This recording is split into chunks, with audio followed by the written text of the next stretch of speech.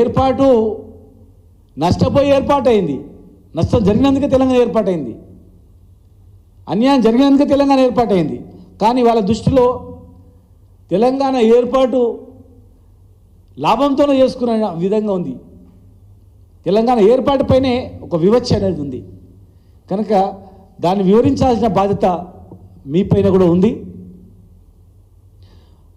ఆస్తులపైన చాలా SFC state finance corporation అంటే corporations చాలా కార్పొరేషన్స్లో ఆదాయము తింటున్నారు కానీ అప్పులు కట్టట్లేదు.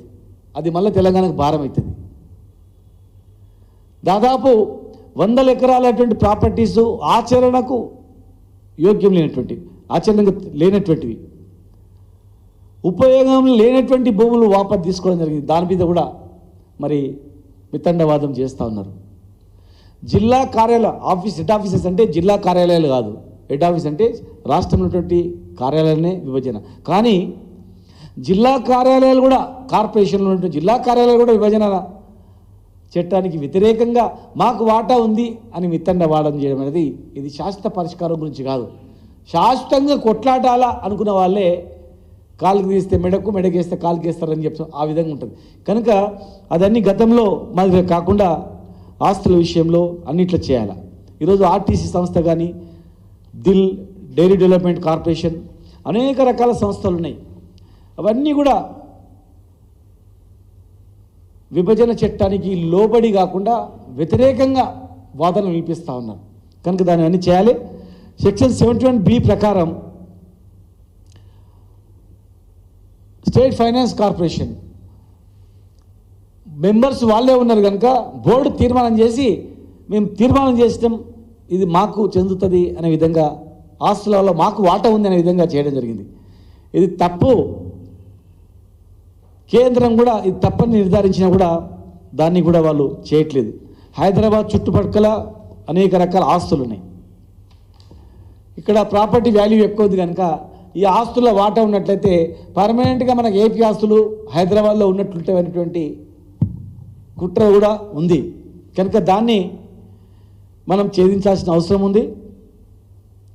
దాదాపు 5,000 ఎకరాల భూమి దిల్ భూములు ఉన్నాయి.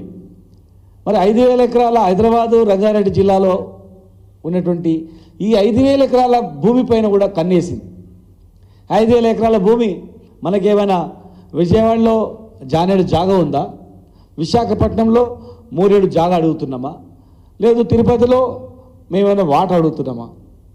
ఇక్కడ హైదరాబాద్లో ఉన్నటువంటి 1,000 ఎకరాలు 5,000 ఎకరాల భూములపైన కన్నేసి మాకు కూడా అది వాటా ఉందంటే ఇది ఎక్కడి న్యాయం? కనుక ఎక్కడైనా కన్విన్స్ చేయడానికి వచ్చినా దయచేసి అది చేయొద్దు. మొండి వాదనలతో, గొంతెమ్మ కోరికలతో రకరకాలుగా పేచి పెట్టడం జరిగింది గతంలో. కనుక ఇప్పుడు అట్లా చేయొద్దు. నవంబర్ 14 రోజు తిరుపతిలో నిర్వహించినటువంటి నార్త్ సదరన్ జోనల్ కౌన్సిల్లో కూడా అనేక అంశాలు ఆనాటి తెలంగాణ ప్రభుత్వం ప్రస్తావన తెచ్చడం జరిగింది. కానీ మళ్ళా తాజాగా ఆ ఎజెండాలో రకరకాలు చేర్చి హైదరాబాద్ ఆదాయంలో కూడా మాకు వాటా కావాలి, హైదరాబాద్ ఆదాయంలో కూడా మాకు వాటా ఇవ్వాలని చెప్పి వితండవాదం చేయడం. ఆంధ్రప్రదేశ్ రీఆర్గనైజేషన్ 2014 చట్టంలో ప్రకారంగా బకాయిలు వాపస్ సంబంధించినటువంటి సెక్షన్ 50, 51, 8S, 56 ఇవి సవరణలు చేయాలని చెప్పి ఏపీ ప్రభుత్వం కోరుతూ ఉంది. ఇది చాలా చట్ట విరుద్ధం. వచ్చే బకాయిలలో, ఎలక్ట్రిసిటీలో వచ్చే బకాయిలలో కూడా మాకు వాటా కావాలి, మాకు వచ్చేటున్నాయి అని చెప్పడం కూడా విభజన చట్టానికి తప్పు. అది ఆ రోజు ఉన్నటువంటి బ్యాలెన్స్లో 50-48 ప్రకారం షేర్ చేసుకోవాలని చెప్పి క్లారిటీగా క్లియర్గా కూడా ఉంది. కానీ ఆ రోజు ఉన్నటువంటి నగదు, ఖాతాలో ఉన్నటువంటి నగదును కూడా తెలంగాణకి ఇవ్వలేదు. బకాయిలో వాటా అడుగుతున్నారు, ఆ రోజు ఉన్నటువంటి నగదులో వాటా ఇవ్వలేదు. మరి విద్యుత్ సంస్థల బకాయిలు తమకు వస్తాయని చెప్పి ఒకవైపు చెప్తూ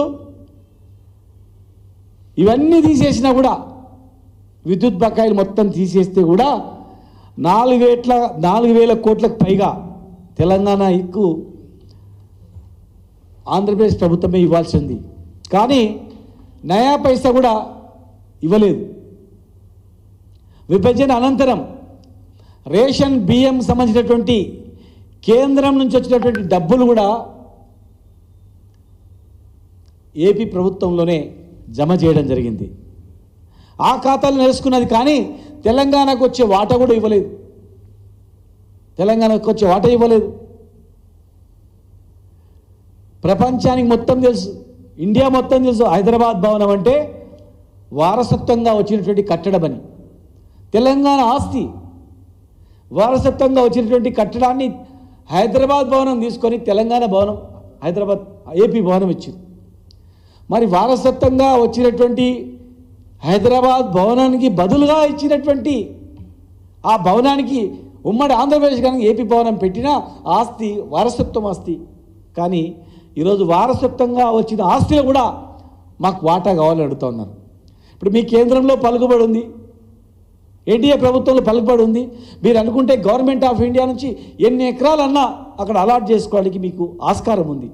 కానీ వారసత్వంలో ఆస్తిలో మీరు వాటా తీసుకొని శాశ్వతంగా మా ఆస్తిని తీసుకున్నానని చెప్పి అపవాదం ఎందుకు తెచ్చుకుంటారు? మీ దగ్గర ఇప్పుడు పవర్ ఉన్నప్పుడు ఆ పవర్ ఉపయోగించుకొని మీరు కొత్తగా ఏర్పడిన రాష్ట్రానికి ఎకరా కాకపోతే 10 ఎకరాలు కేటాయించుకొని కానీ ఈ వారసత్వం వచ్చేటువంటి వాటాలో అడగొద్దని చెప్పి ఢిల్లీలో ఉన్నటువంటి ఆ భవనాన్ని తెలంగాణ భవనంగా మార్చి తెలంగాణకే వాటా మొత్తం ఇవ్వాలని చెప్పి మేము అడుగుతా ఉన్నాం.